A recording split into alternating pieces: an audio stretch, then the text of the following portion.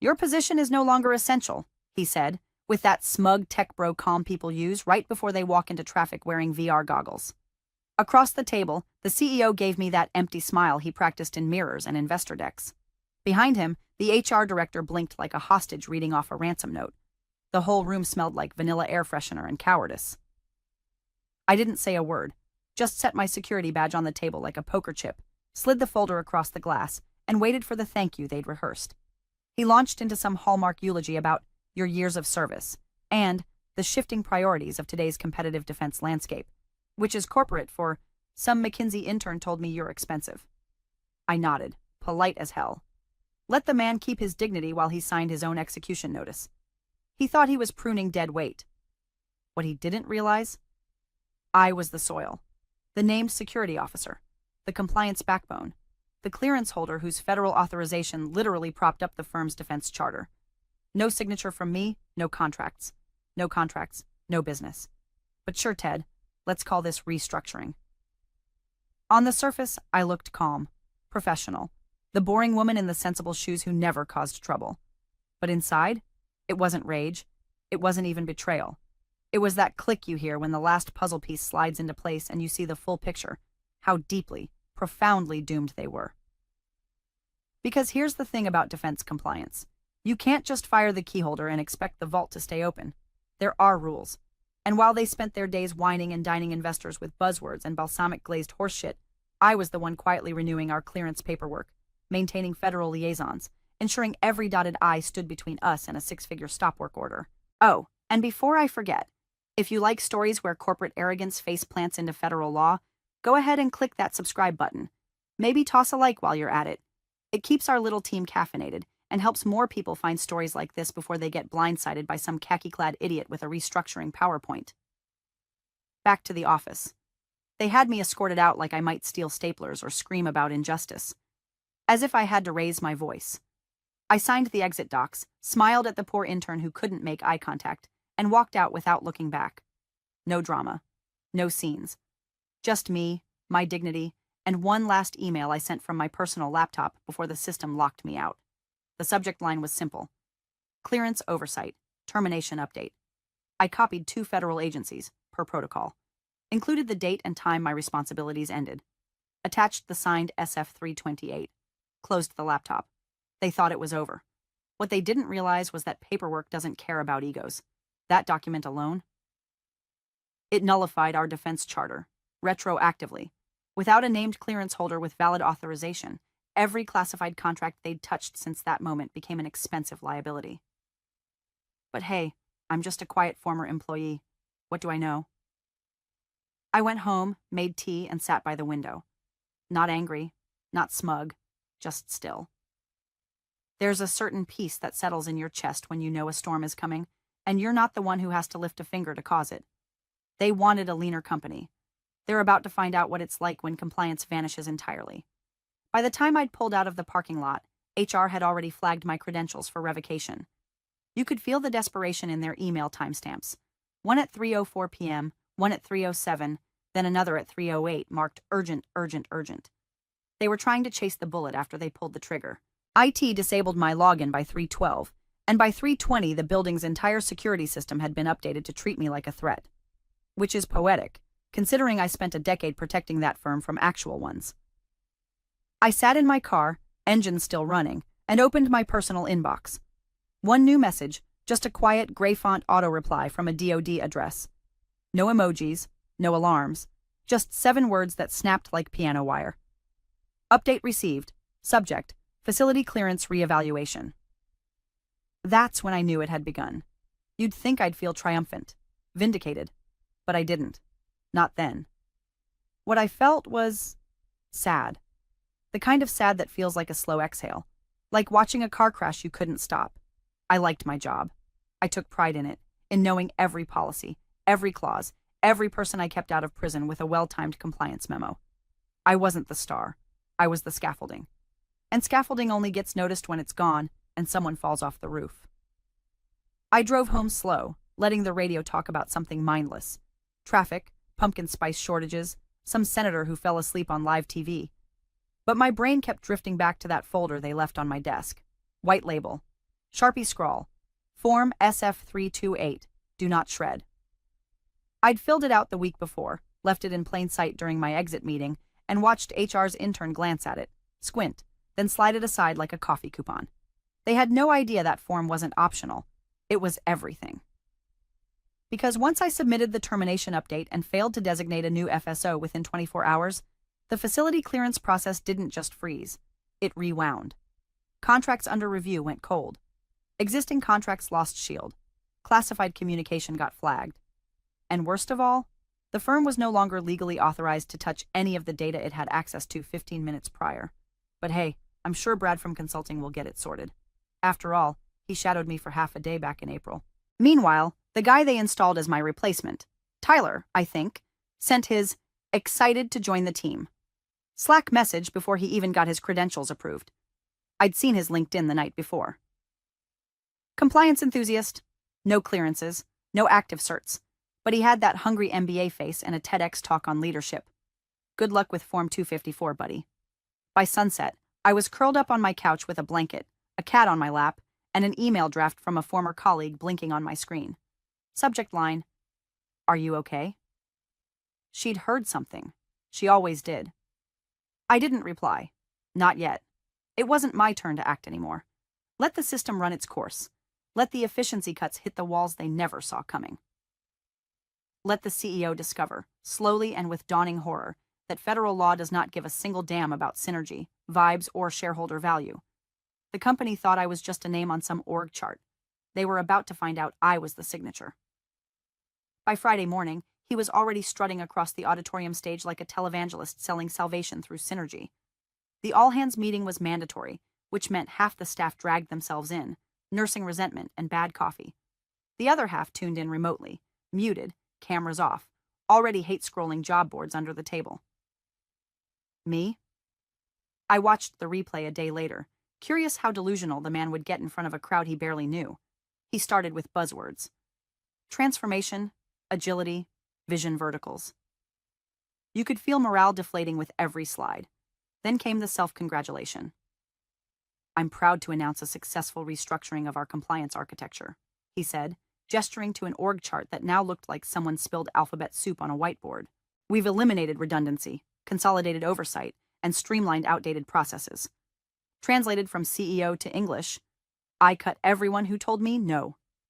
Then he waved over a guy who looked barely old enough to rent a car. "This is Tyler. He's joining us as interim director of regulatory operations. Not compliance, not security. Regulatory operations.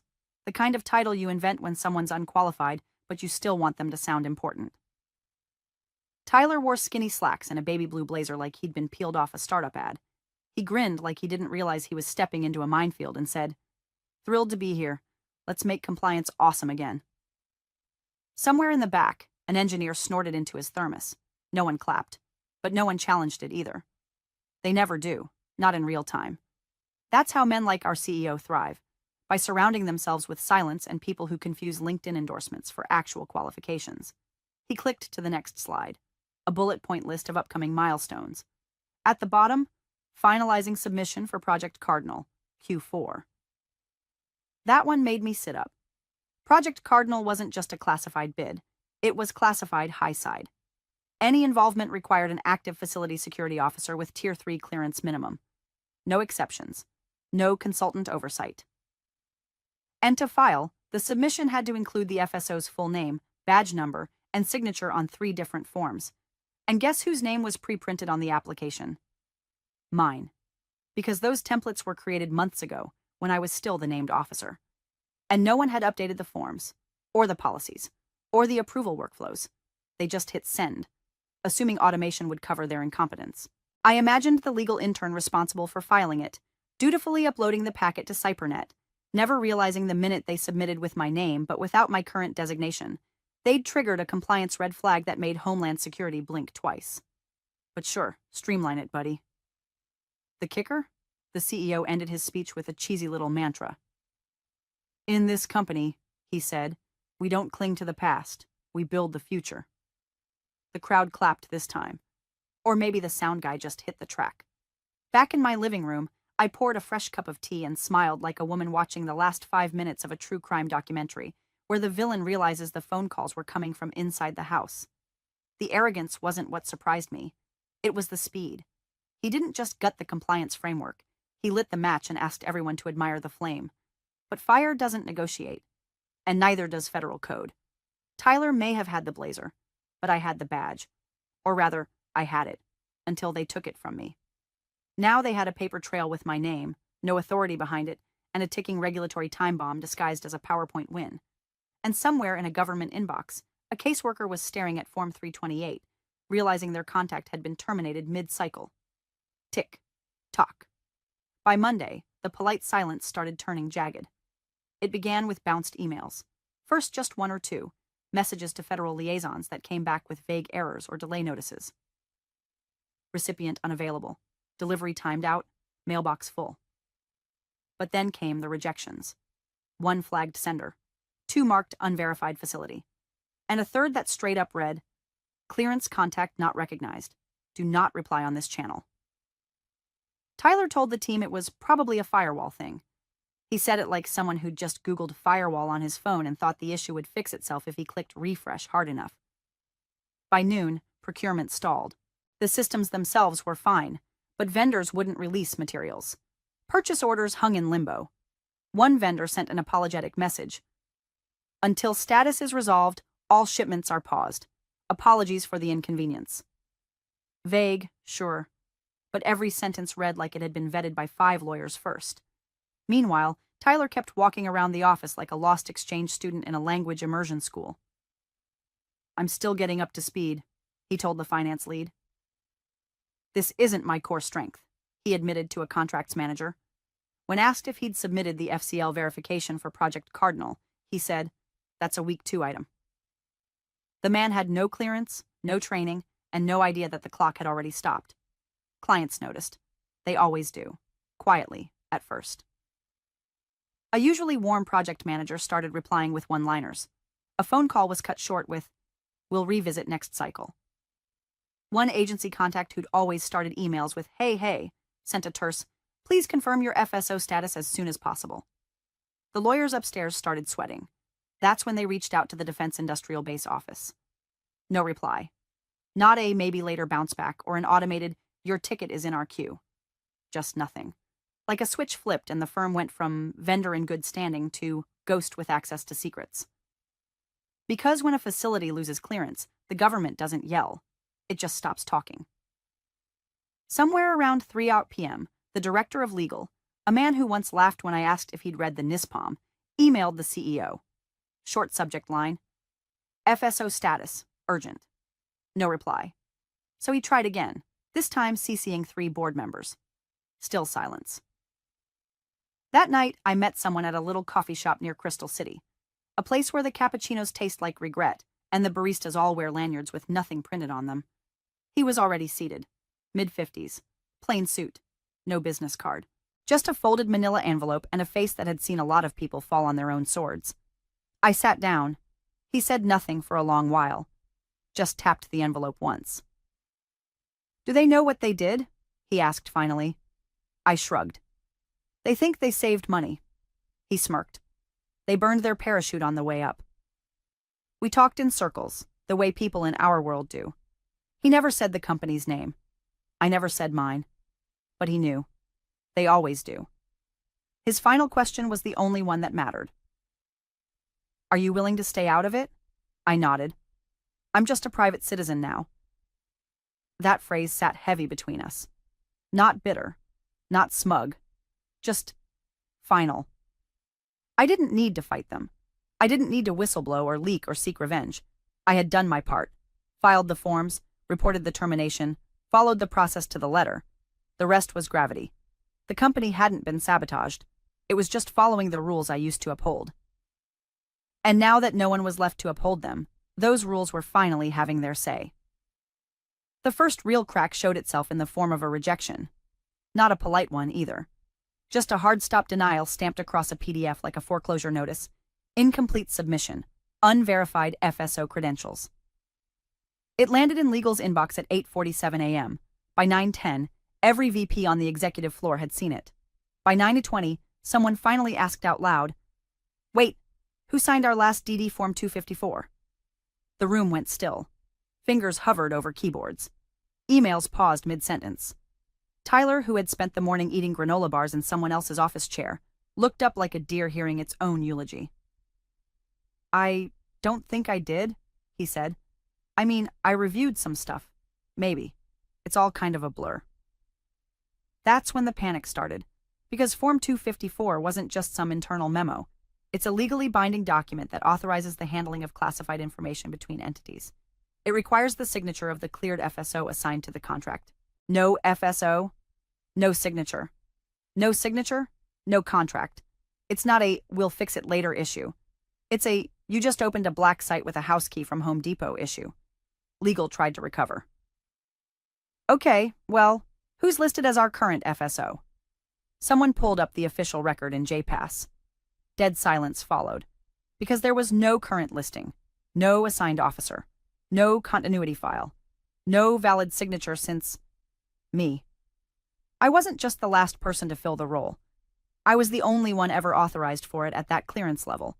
And, here's the kicker, on the last updated continuity form, I had been marked not just as the responsible officer, but as the sole continuity designee. It wasn't just sloppy oversight, it was total dependency. And now I was gone.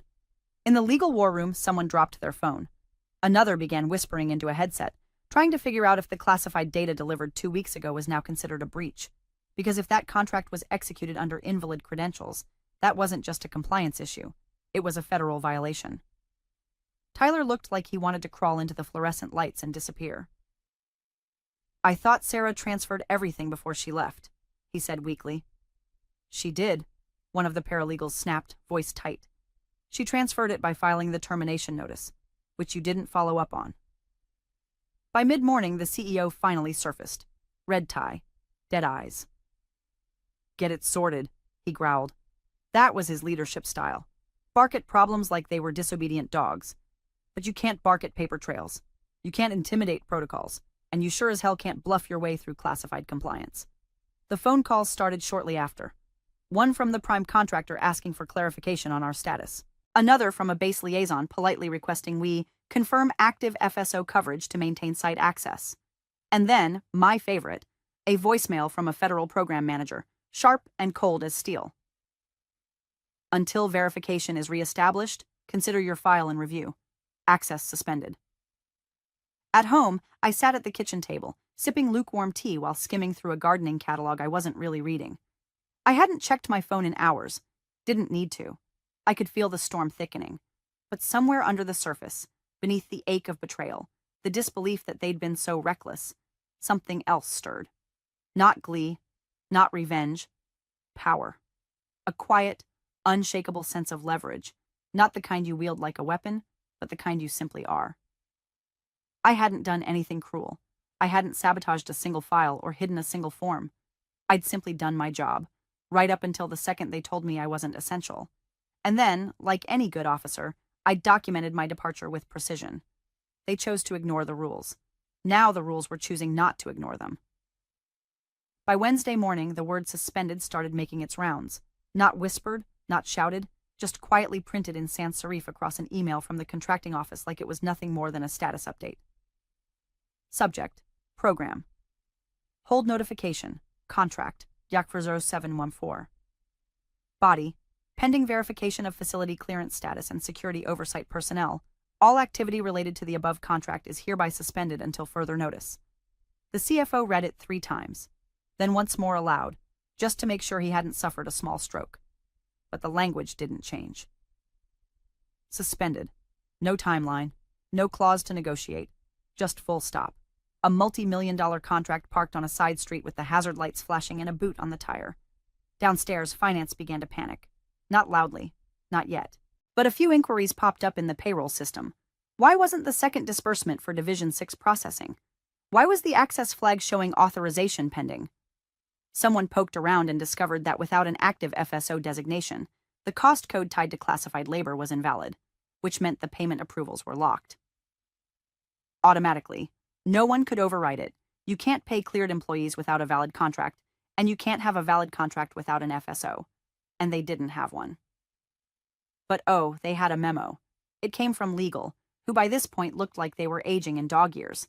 It was sent to department heads, team leads, even mid-level managers who didn't know what DD Form 254 meant a week ago. Subject: External Communication Protocols.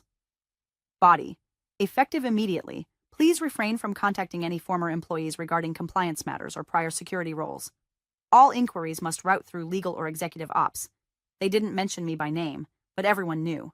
It hung over the office like stale cologne. HR printed the memo and taped it to the break room fridge, right above the expired oat milk and passive-aggressive notes about microwave etiquette. Back in the corner office, the CEO was no longer in campaign mode. No more LinkedIn posts about embracing change. No more team selfies. Just closed doors, muffled phone calls, and the faint smell of panic behind a $90 deodorant. He tried calling in favors. DHS, the contracting office, even some guy from his old consulting firm who used to know someone in the defense sector. Nobody answered. Or worse, they answered, listened, then said nothing meaningful before hanging up. Compliance doesn't do favors. It does forms. And his name wasn't on a single one that mattered. He stormed down to legal demanding to know why the FSO role couldn't be expedited. Because it's not a TSA pre-check, one of the lawyers muttered after he left. It's not a damn fast pass. That afternoon, I walked to my mailbox like I always did. Quiet street, crunchy leaves, sun sliding across the roof lines. In the box was a single envelope from a vendor I used to manage. Inside, a small thank you card with 3 words written in perfect cursive. You were right. I stood there for a moment, letting the wind push my hair across my cheek. A week ago, I was just another name in the directory. Not flashy, not loud, just a line item in a budget they didn't bother to understand. Now, I was the gap, the breach they never saw coming. The oversight no one could backfill with PowerPoints and interns. The silence that made the whole machine seize up. And funny thing about silence, it echoes louder the longer it lasts. The company hadn't imploded yet. Not publicly, not catastrophically. But inside, the walls were closing in. Fast. They had traded certainty for charisma, policy for presentation, and me for Tyler. The only thing louder than the CEO's fury was the sound of 1,000 gears grinding to a halt because someone forgot to read the manual. And now I wasn't invisible anymore. It happened on a Thursday morning so quiet you could hear the copier jam from 3 rooms over. They arrived without fanfare. 2 federal agents in suits so plain they practically repelled small talk. No badges flashed, no SWAT theatrics. Just the kind of firm, measured gait that turns open floor chatter into held breath. One carried a slim leather folio. The other walked with his hands loose at his sides, like a man used to not needing to run. They checked in at reception with ID cards that made the intern's throat click audibly. She paged legal. Legal paged the CEO. The agents didn't sit down. They just waited. 5 minutes later, they were in the corner office with the glass walls and fake ficus. The door shut, blinds drawn. I wasn't there, obviously, but I knew the script. Agent 1 set the folio on the table like it was a final draft of someone's career obituary. Then he removed his glasses. Not quickly, not dramatically. Just a slow, practiced gesture that made the room colder somehow. He didn't raise his voice. He didn't need to. The woman whose security clearance holds your firm's charter, he said. Where is she? The CEO blinked. I'm sorry, I'm not sure I follow. She was terminated last week. Someone from legal jumped in. There was a restructuring initiative. We're in the process of... The agent didn't look at him. Just opened the folio and turned a document toward the CEO. Per your facility's own filings, the charter is valid only under the continuous supervision of the named facility security officer. He tapped the line. That name is Sarah Elaine Morgan. Clearance ID 7842B. He let that settle. No sound but the whisper of HVAC and one lawyer quietly dying inside. That oversight lapsed, the agent continued. There was no successor designation, no formal continuity plan submitted. As of 4:39 p.m. last Thursday, your firm has operated without a compliant FSO, which means nothing we've touched since then is legal. The CEO muttered, too fast. His voice cracked at the end. The second agent finally spoke.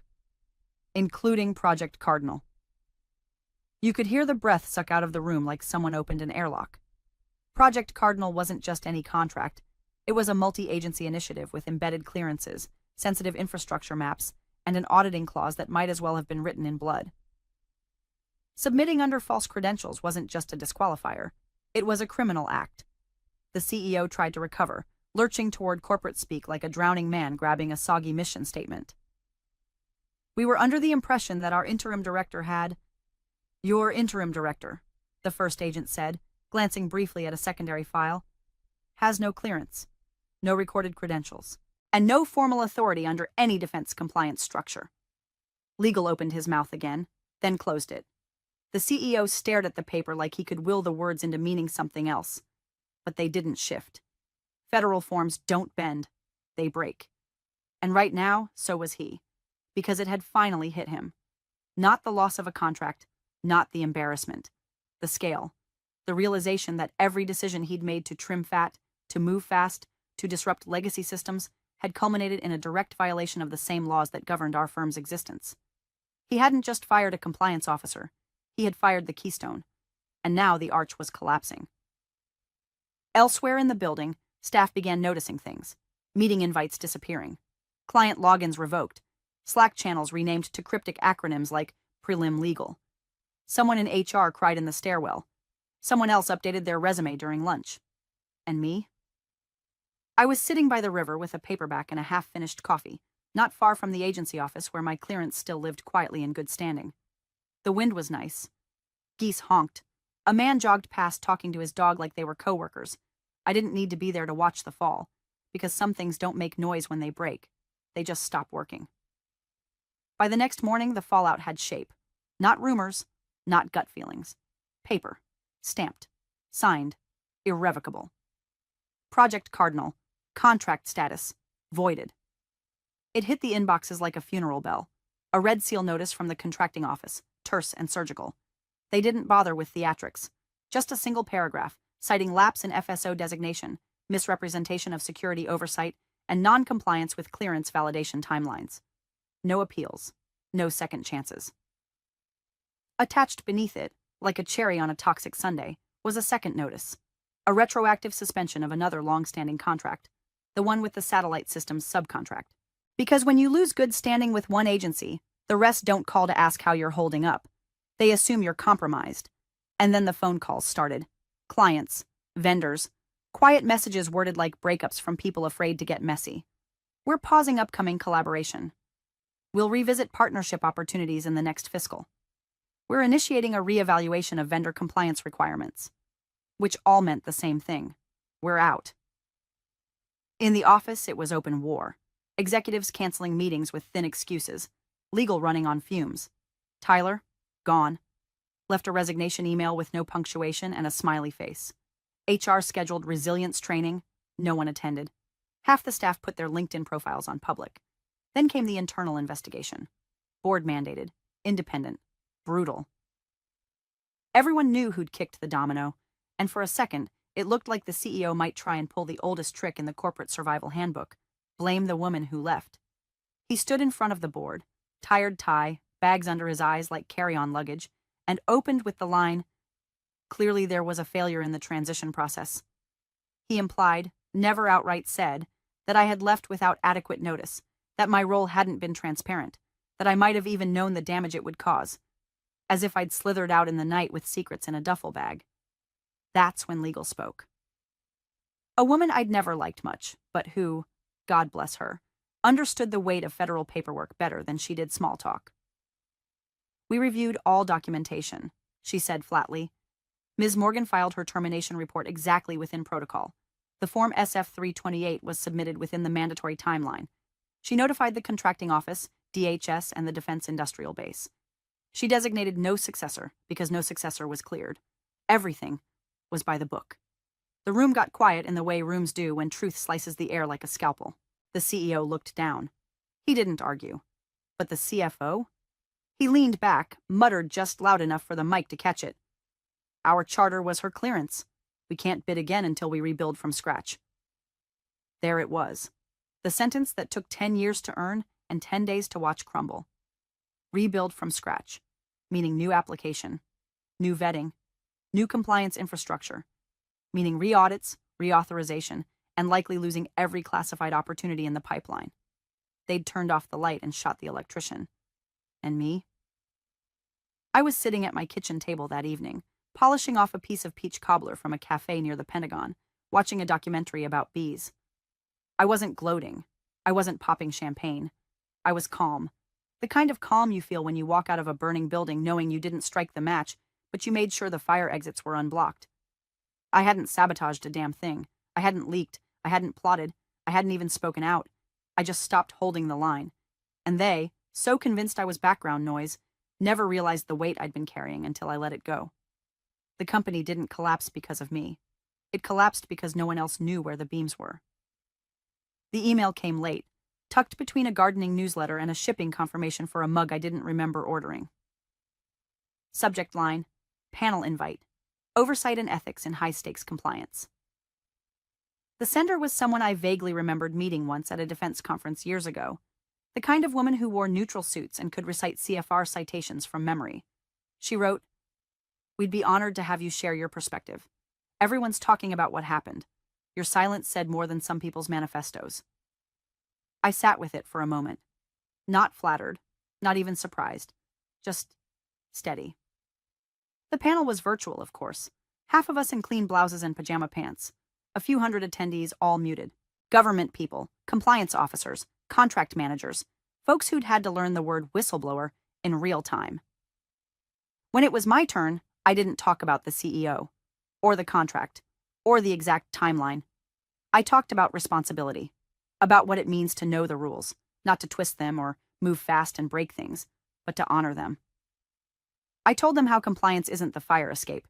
It's the walls that keep the damn building standing. I said it soft even. No drama. Just truth. When the panel ended, I logged off and checked my inbox. New message. No subject. Just the preview. "Your story's making rounds. You did it with elegance."